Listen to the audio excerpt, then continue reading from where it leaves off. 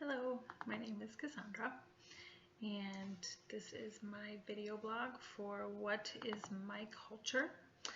I would say that my culture is a melting pot.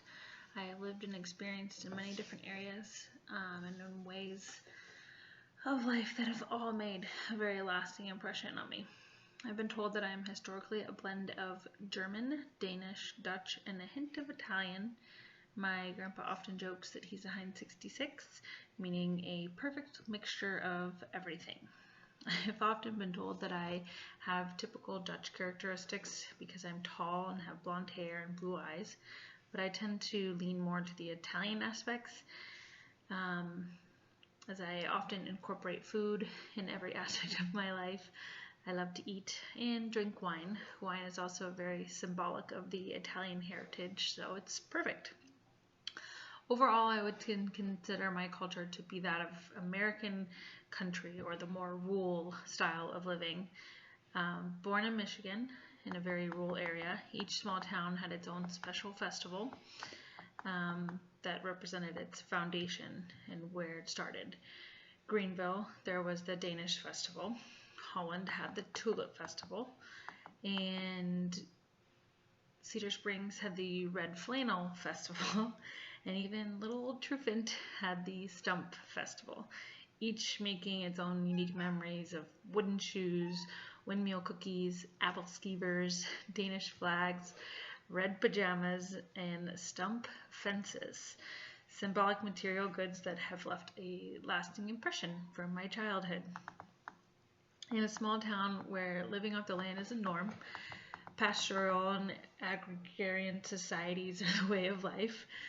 We would go to our neighbors for fresh eggs and fresh goat's milk, or we would go to my cousin's house and feed the new baby cow, as well as get our meats and stuff from them. We grew all our own fresh vegetables and potatoes and corn, and it was very easy access to fresh foods and meats, and my mom became an amazing cook, and we often participated in the cultural universals of family gatherings and small town festivals each year. Trick-or-treating was usually pretty interesting when you have to drive from house to house. You can't walk, so the candy was very limited. Moving to Orlando during my adolescence was a huge culture shock. Going through a complete resocialization process by experiencing so many different ways of life in one area was very eye-opening. Coming from a predominantly white community with only 500 students in my whole school, I was overwhelmed. I found myself judging other people's lives in comparison to my own. The term ethnocentrism from chapter 2 in our book talks about how this can form a negative perspective, and simply because they don't understand. Thankfully, I was able to develop my perspective of values and norms that incorporated the new music and food and way of life I was exposed to.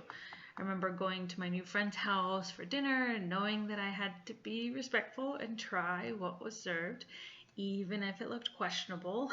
Usually I loved it, so it was good.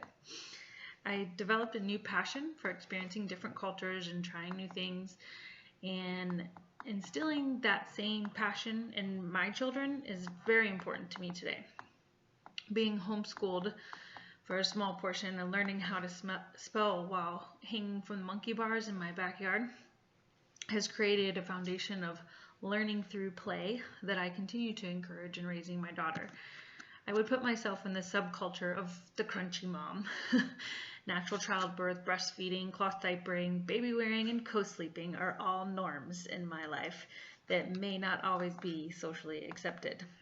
That being said, I've been very intentional in the agents of socialization that my family is exposed to.